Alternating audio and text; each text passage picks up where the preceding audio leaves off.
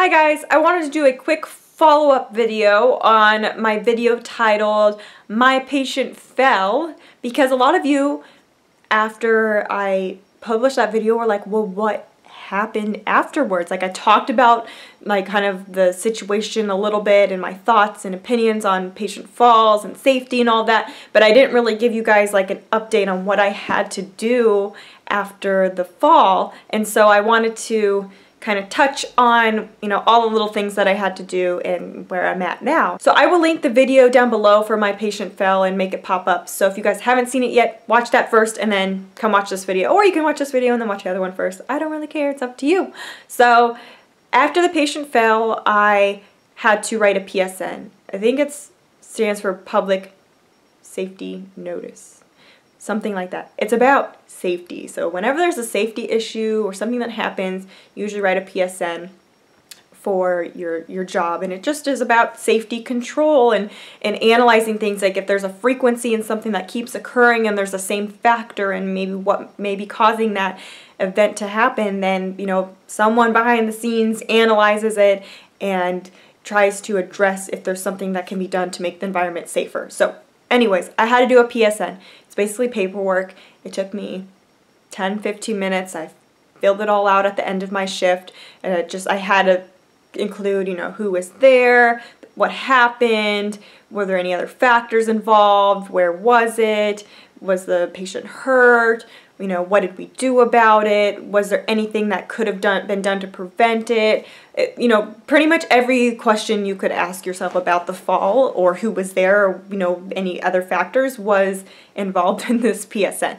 So I filled that out, and I also had to do some charting about the fall in our computer system after the fall, like when it took place and what I did about it, and I wrote a nursing note, and I had to reevaluate the patient's fall risk and all of those little things.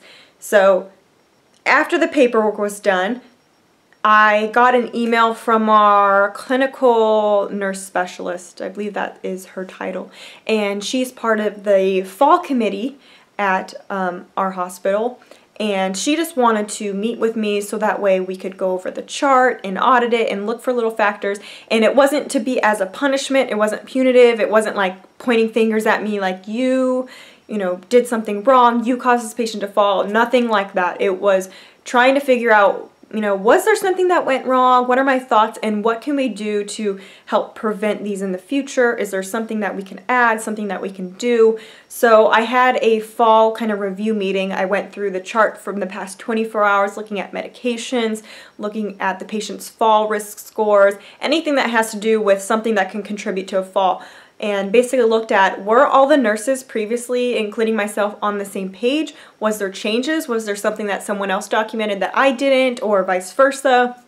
And so that was basically what I did. And then we talked about, what were my thoughts? What could it have been, not that could have it been prevented, because you always would like to say, yes, it could have been prevented, but like, what can we do in the future to kind of help with patient falls, and what did you learn from it? I also wrote an article for our nursing newsletter thing that comes out monthly, just about the fall and what I learned and all of that. And I want to just add in right here, the biggest thing that I learned from this situation is that you constantly have to be reassessing your patient's fall risk.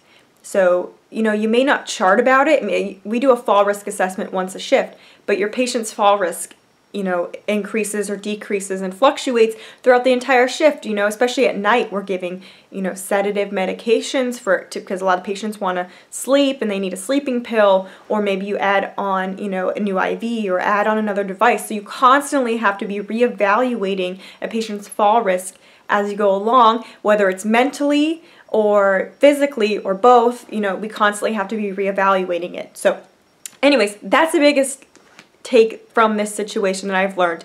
I believe in the last video I said the patient was fine. The patient went home the next day. There was no other issues as far as the fall. And someone asked me, how I felt I was viewed by other nurses. Was I looked down on? Did it look like it was my fault?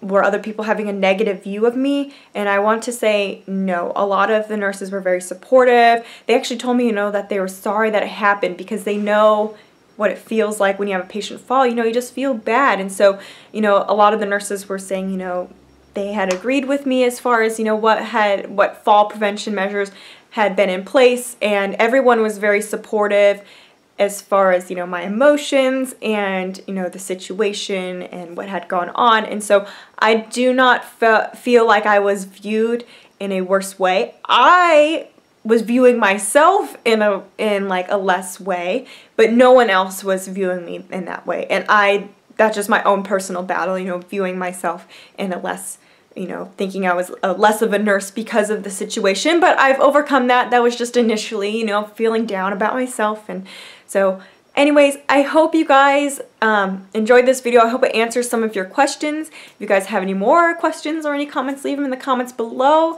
Give this video a thumbs up and subscribe to my channel, and I'll see you guys next time. Bye.